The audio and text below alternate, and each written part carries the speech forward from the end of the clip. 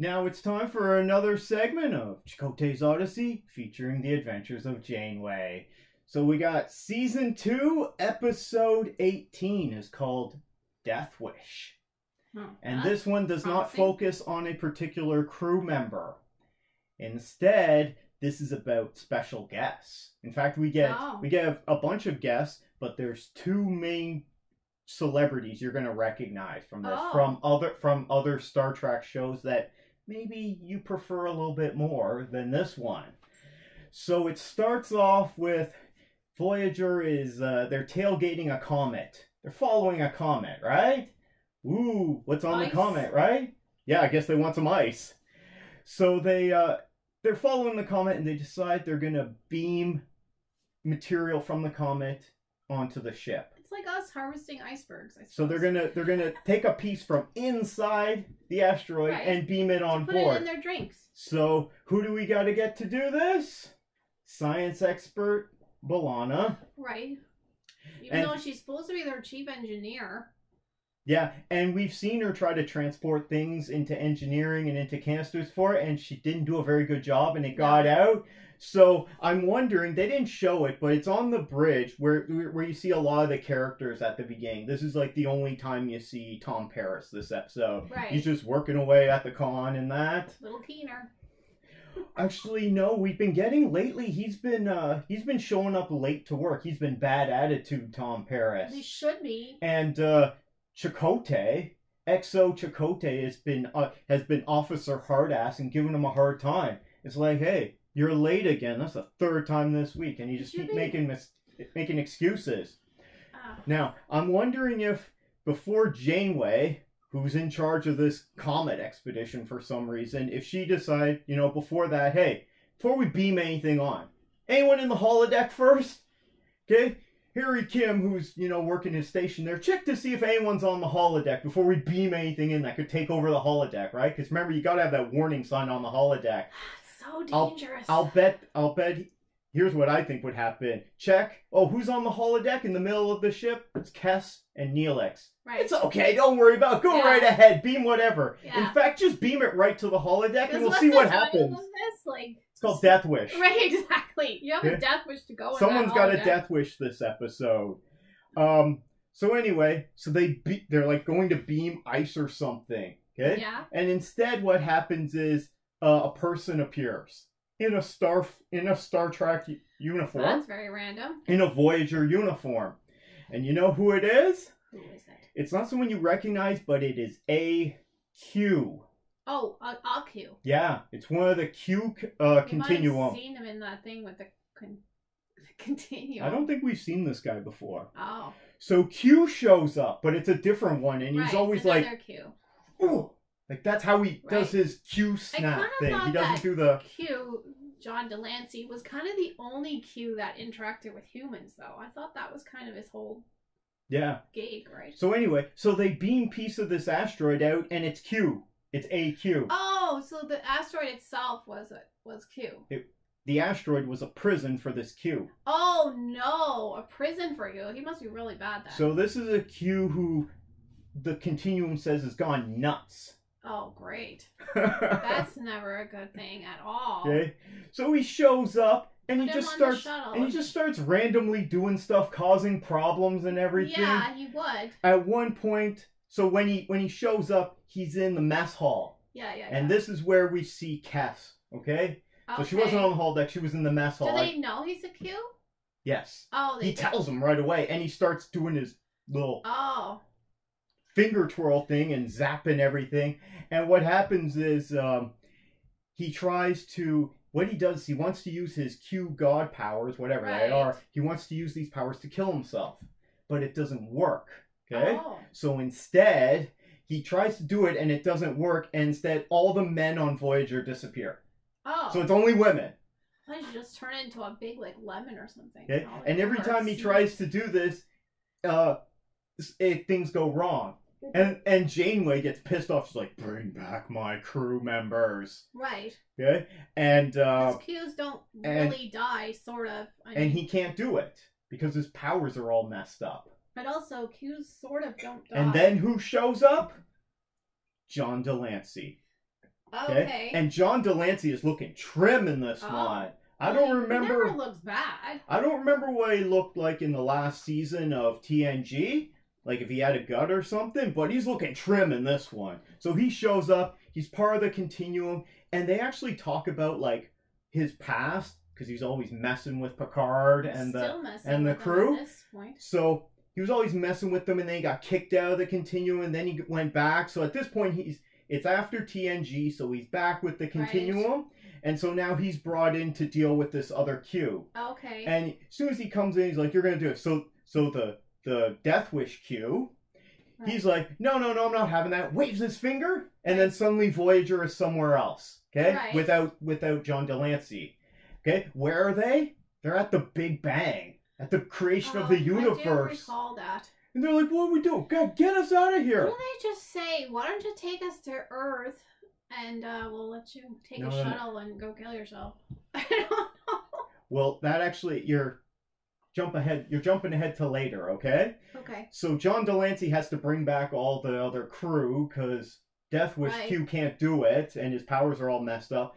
So and he keeps just, every time John Delancey's like, "We're going to take care of this right now," he just keeps zapping them somewhere else. Right. Then at one point, they're like protozoa. Yeah. And another point.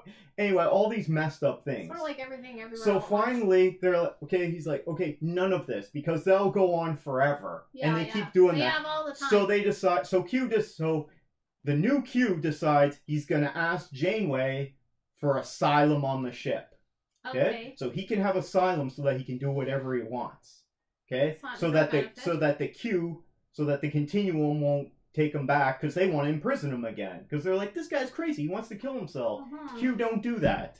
So this episode's a lot about suicide. They're sort of not supposed to die. In Picard, we see Q sort of die, but does he really die? I don't know. So what happens is Janeway has to make this decision, and either she sides with John Delancey, and then the Continuum will imprison this Q. Right. For eternity, right? Or... So he's really thankful to Voyager for letting him out, even though he doesn't actually thank them. Right. And if she sides with this new guy, he's gonna kill himself. Okay. So he's gonna commit suicide.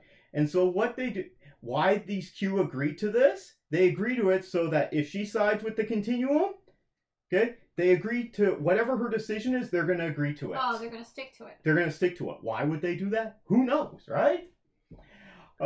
So it goes all over the place there, and it's kind of a philosophical thing. I'm like, what is this? The new Orville season? That's not fun Q episode, because you're gonna have Q. You want to have fun.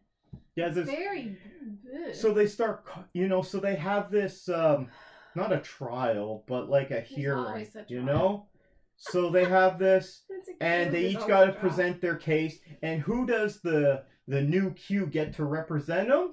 What? Legal expert Tuvok. They're like, yeah, okay. He'll bring some enjoyment to this episode. Not really, so boring. So anyway, John Delancey, he brings a bunch of guests to Voyager. Right. In order to prove his point that they've had good interactions with humanity. Right. Okay? So he brings on Sir Isaac Newton. And there's this guy in this really old-timey, like, 16th century wig. I do remember that. Okay? And then there's some hippie who I don't really know. It has to do with Woodstock. Maury Ginsburg. Do you know who that is? No. Anyway, and he actually gets Maury Ginsburg to play himself there. Ginsburg is. I'm not familiar. I mean, I wasn't alive back then, so... Yeah. So the new Q, who calls himself Quinn, is Garrett Graham, if you know who that guy is. That's the actor who plays him. But then they bring in a ringer, okay? Who they bring in? One of your favorite Star Trek characters, Commander Riker. Oh.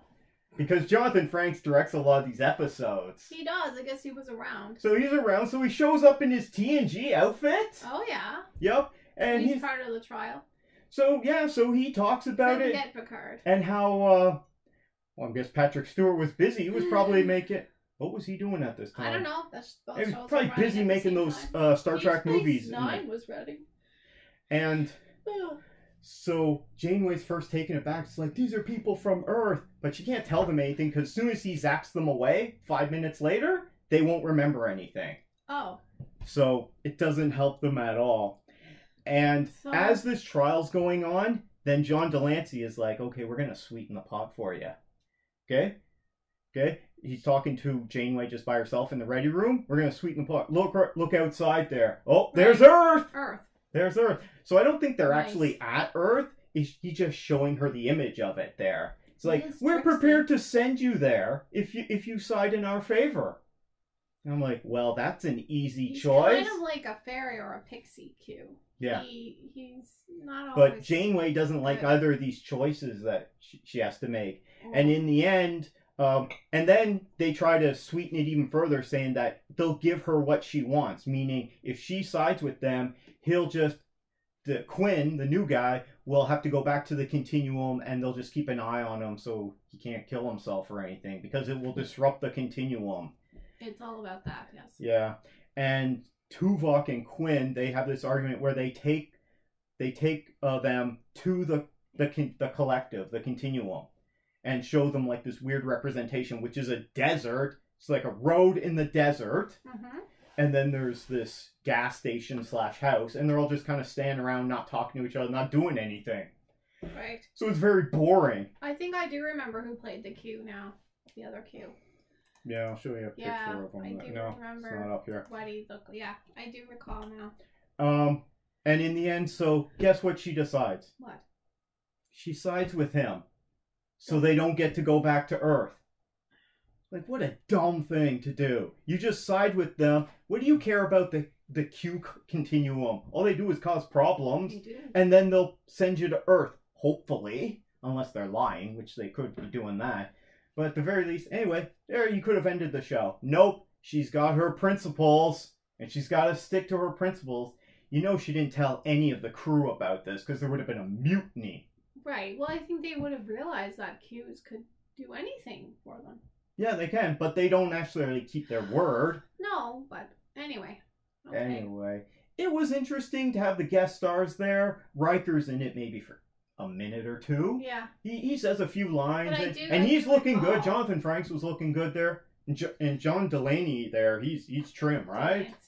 Delancey, sorry. He's looking trim there, so he's looking good. He looks good. He's like 80 years old. Overall, not the greatest episode there. But, I don't know, if you enjoyed that, let us know down in the comments below. Maybe give us a like if you enjoyed this episode of Chakotay's Odyssey, featuring the adventures of Janeway.